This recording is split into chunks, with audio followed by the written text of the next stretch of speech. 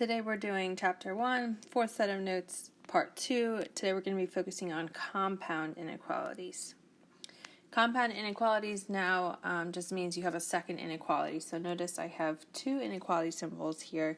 They don't always have to be the same. So for this problem I have one less than, and then I have one that is less than or equal to. Notice that the x is still located in the middle.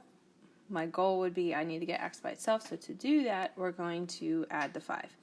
The only thing that is now different is that I'm going to add 5 on the left side and the right side. Because I have two symbols, I need to keep everything balanced. On the left side, negative 7 plus 5 leaves me with negative 2. In the middle, I have 2x because the 5 canceled. And on the right side, I have 28. Next, we're going to divide by 2, but again, we're going to divide everything by 2. On the left side, I get negative 1 is less than x, less than or equal to 14. Because this is an inequality, I still need to do the number line. So I'm going to put 0 on my number line, negative 1 on my number line, and 14. Because I have two different symbols, I'm going to have two different dots. So at negative 1, it is a less than, so it's going to be an open dot. At 14, it's less than or equal to, so it's a closed dot.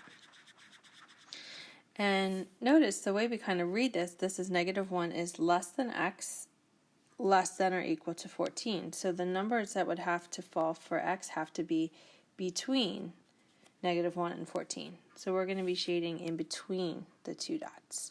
This is an example of an and inequality. And means they have some overlapping area. So on the flip side, now we're going to talk about a compound inequality, which we call an or statement. This one's a little bit more easier to detect because it says the word or right in there. Notice these are two separate problems, so we're going to treat them separately. The left problem, to get y by itself, I add 2 to both sides. The right problem, I think we can handle this. We're going to get y by itself, so we're going to be adding 4 to both sides. So I'm going to kind of just solve these two inequalities at the same time. So for my left problem, I have 7y is greater than or equal to 16.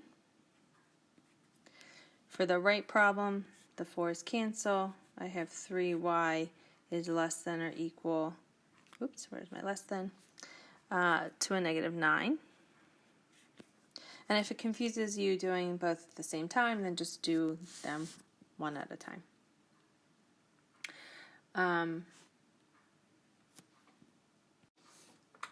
Alright, so it appears I copied the problem wrong. Let me fix this.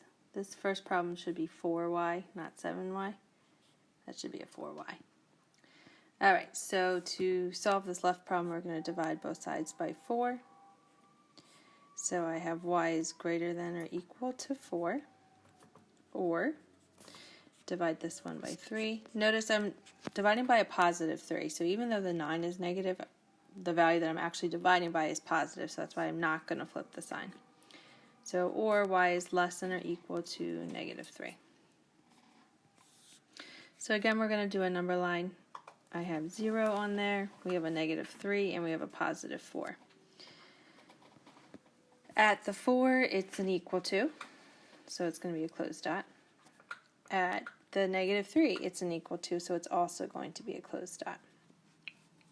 So here it says y has to be greater than or equal to 4, so all my values that are greater than 4 are to the right of 4. For the second one, it says less than negative 3, so that would be everything to the left of negative 3. An or statement says you're either here or you're there, and that's why we have two completely different areas that are shaded in. Here are your two practice problems that you are going to complete. A pop-up will come up shortly for you to input your answers, and that is all for the fourth set of notes.